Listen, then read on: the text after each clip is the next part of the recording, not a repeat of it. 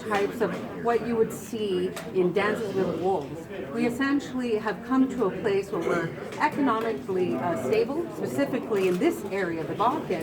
You have the MHA Nation that's doing well. They're doing wonderfully as the diamond sponsor here for the Balkan Conference. And in fact, they're in the VIP section about to listen to Mr. Donald Trump. And so you came here as a representative of the news media for your tribal nation? Yeah, where you live, I'm working with them. And when you heard him use that term, Pocahontas, it's so overdone. Like, come on. We're living in a day and age now where that whole image and the romanticism around it and her portrayal, really, it wasn't a good story if you look at the history of Pocahontas. Okay? You think you should stop using that? Absolutely. That term is over.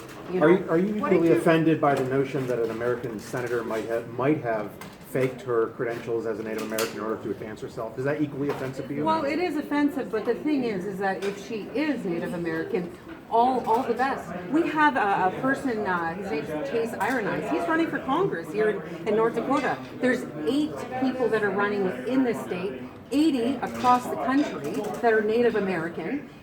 We're living in a new time, folks, in America, where our people are becoming much more vocal, much more politically active, and in this state alone, the nation is the MHA Nation sits right on the Bakken Formation. So they're doing well. They own and operate an oil and gas company called Missouri River Resources. So I believe that Mr. Trump and his tone was offensive today. If there was other young Indigenous or Native American young girls sitting here, what's that signaling to them as young Native American girls?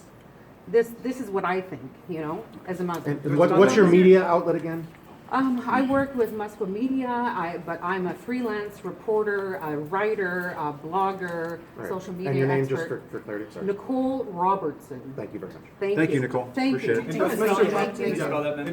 Does Donald Trump owe an apology to Native Americans in order to earn their You wanna vote keep in shooting. November? Is that What he owes them is actually what I was getting to him in the press conference was essentially he needs to work with Native Americans on a nation-to-nation basis. In Canada, the Prime Minister has actually come and publicly at the UN in New York has said, yes, we are going to work with First Nations on the United Nations Declaration on the Rights of Indigenous Peoples.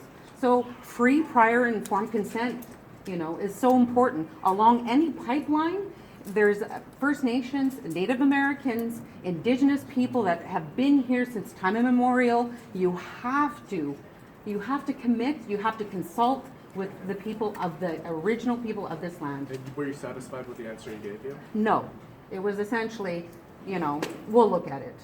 Would you be, if I said we'll look at it, if you asked me a question? That's very dismissive. Guys, We're tired of being we wanna dismissed get on in the stage. country. Could you tell us again where you live and what's your tribal origin?